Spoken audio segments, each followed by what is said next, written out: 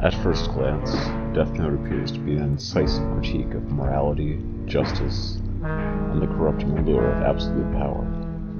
But peel back its dramatic veneer, and what emerges is a sinister undercurrent of neoliberal propaganda, a chilling reflection of the philosophies of Henry Kissinger, where pragmatism justifies oppression, and order is valued above all else. The series begins with Light Yagami, a brilliant but disillusioned high school student, discovering the titular Death Note, a notebook that grants him the power to kill anyone whose name he writes within it. Armed with this godlike tool, Light embarks on a crusade to purge the world of criminals, fashioning himself into a messianic figure known as Kira. On the surface, it's a riveting exploration of power and its consequences. But underneath, Death Note quietly reinforces the logic of neoliberalism.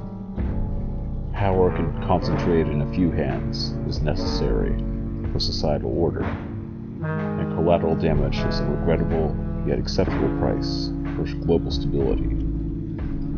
Henry Kissinger's realpolitik philosophy prioritizes pragmatic solutions over moral considerations, serves as an unsettling parallel for to Light's methods. Kissinger's doctrine often argued for interventionist policies and the suppression of dissent in the name of global security. Similarly, Light's vision of a utopia is built on authoritarian control and the systematic eradication of those deemed unfit to live. His mantra of "the ends justify the means" echoes Kissinger's cold calculus, where human lives are reduced to statistics on a balance sheet of power. Light's transformation into Kira is not just a personal descent into tyranny. It's a metaphor for the neoliberal ideal of the strongman leader.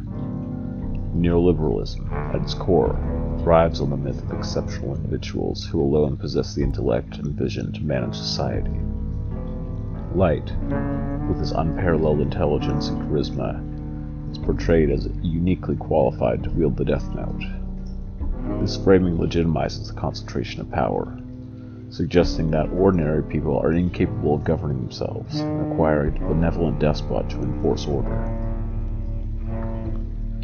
But Death Note doesn't stop at celebrating authoritarian control. It actively undermines the value of collective action and resistance. The task force opposing Kira, led by L and later Nier, operates within the confines of established institutions. They are presented as brilliant, but ultimately constrained by bureaucratic inefficiency and ethical limitations. Meanwhile, Light manipulates, deceives, and sacrifices others to achieve his goals, painting a picture of individual cunning as superior to collective effort. This mirrors neoliberalism's disdain for systemic solutions, emphasizing individual ingenuity over communal responsibility. The series' treatment of justice is equally troubling. Light's vision of a crime-free world is achieved through fear and surveillance, a chilling nod to a neoliberal obsession with control through punitive measures. The rise of private prisons, mass surveillance, and militarized policing in neoliberal states reflects the same logic, that stability is more important than freedom, and that fear is a necessary tool to maintain order. Light's methods may be extreme, but they are disturbingly reminiscent of real-world policies that prioritize security over human dignity. Even the Death Note itself functions as an allegory for unchecked power in a neoliberal system. Its use is shrouded in secrecy, and its rules are arbitrary yet absolute, much like the opaque mechanisms of global finance and governance.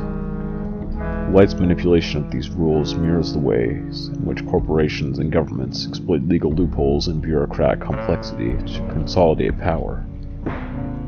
The Death Note's ability to kill without accountability serves as a stark metaphor for the impunity enjoyed by those at the top of the neoliberal hierarchy.